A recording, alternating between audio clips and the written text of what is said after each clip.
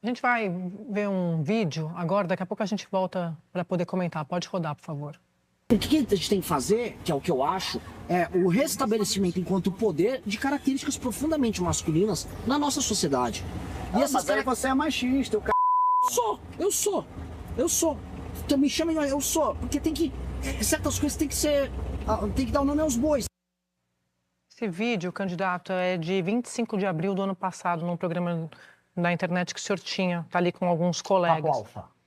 Queria que o senhor... Que é um carro Alfa Romeo, tá? Antes que vocês façam construções outras que... Eu queria pedir para o senhor esclarecer essa afirmação, porque eu, olhando, me dá a impressão de que o senhor passa um certo orgulho em ser machista. Não, inclusive, não sei se viram o vídeo inteiro. Vimos. O vídeo inteiro, uma das coisas que eu discuto, aquele é um influenciador digital masculinista, sobre a questão homem-mulher e sobre a questão, eu tenho uma opinião muito diferente da dele, de que ele defende, eu tenho que lembrar dessa entrevista, mas ele defende a ideia de que as leis, por exemplo, de direito de família são muito punitivas com relação aos homens. Eu falo, a maior parte dos casos do direito de família envolve homem que não paga pensão e homem que não está presente. A figura do homem presente, ela deixou de existir. E a provocação que eu faço ali, que é uma provocação válida, é a figura masculina, ela tem que retornar de maneira positiva na nossa sociedade. O que é isso? Vou dar um o que exemplo. isso significa? O que significa? A maior parte dos jovens que cometem crimes no Brasil não tem a figura masculina por perto. Eu quero até entrar em... Tá, mas deixa eu complementar. O estudo da GV de 2007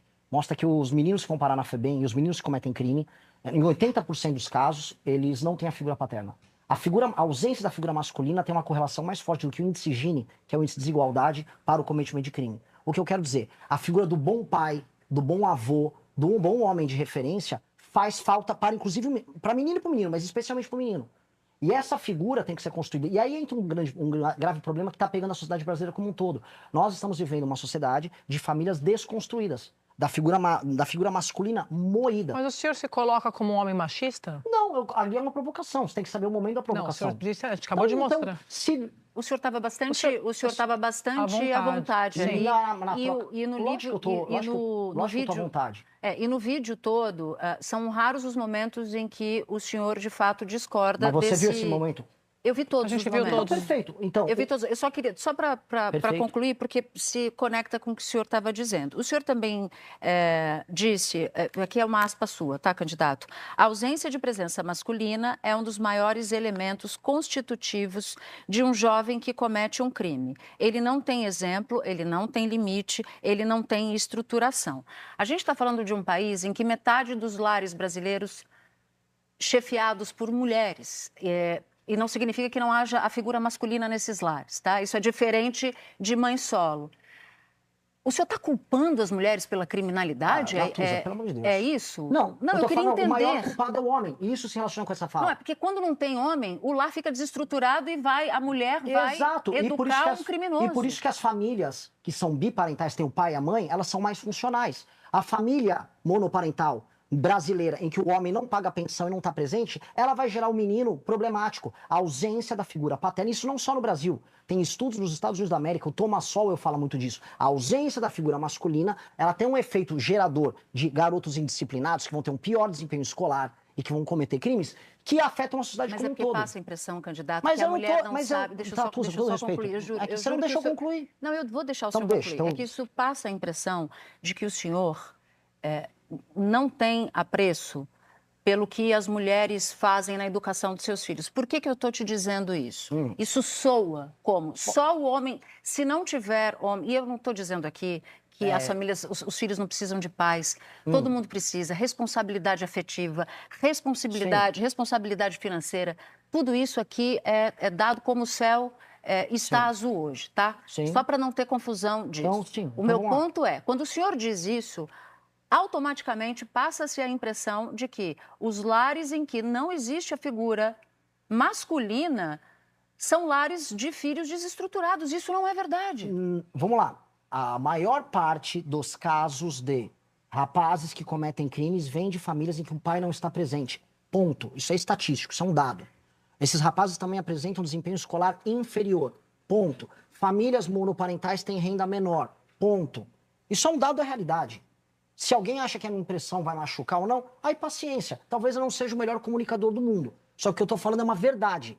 E eu quero falar a verdade porque eu tenho que resolver problemas de verdade. Eu não quero passar a impressão A ou B quando eu falo isso. E a impressão maior existe um número gigantesco de homens que se relacionam com mulheres, a relação não dá certo, o homem não tem compromisso nem afetivo com a criança, especialmente com esse menino, e ele não tem compromisso, inclusive, de pagamento de pensão. A minha discussão nesse podcast foi sobre isso.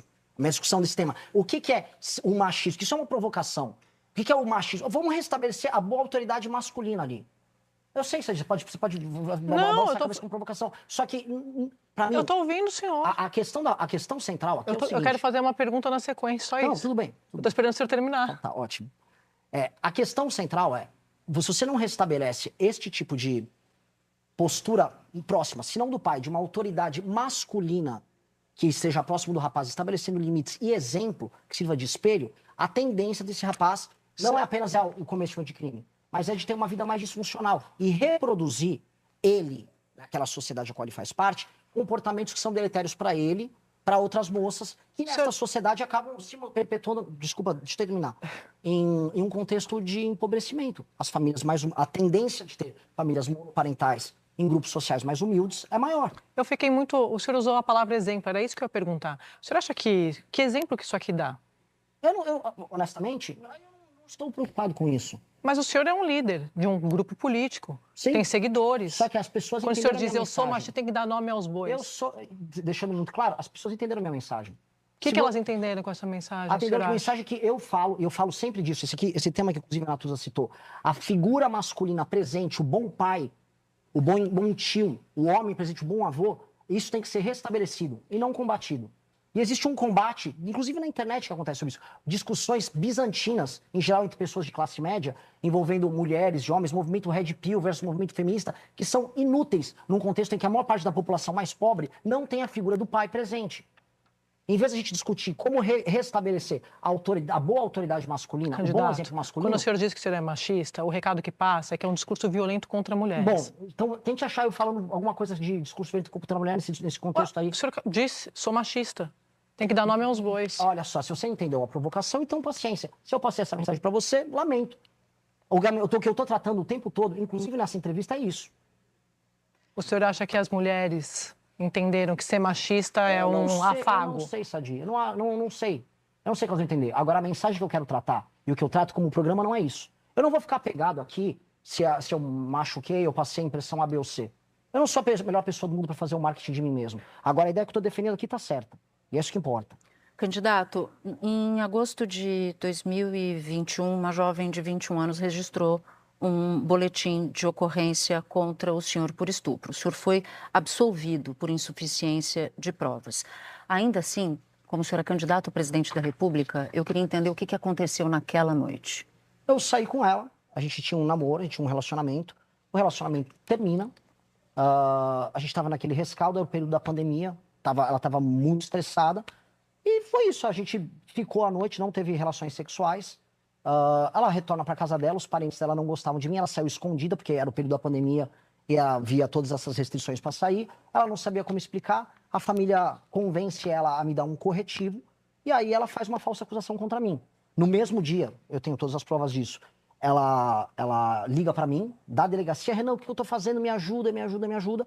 Eu não atendo o telefone, que era de madrugada, e aí depois eu converso com ela no dia seguinte, ela vai para a casa da mãe dela em outro estado, nesse outro estado eu converso com ela retorna para São Paulo, e aí retornando para São Paulo ela retira o boletim de ocorrência. Mesmo assim, o Ministério Público entra com a investigação, que isso é muito importante, quer checar o que aconteceu, e com ela faz dizendo, o Renan não fez nada, eu errei, eu menti, a mãe dela, por favor, não punam minha filha, ela mentiu sobre o Renan.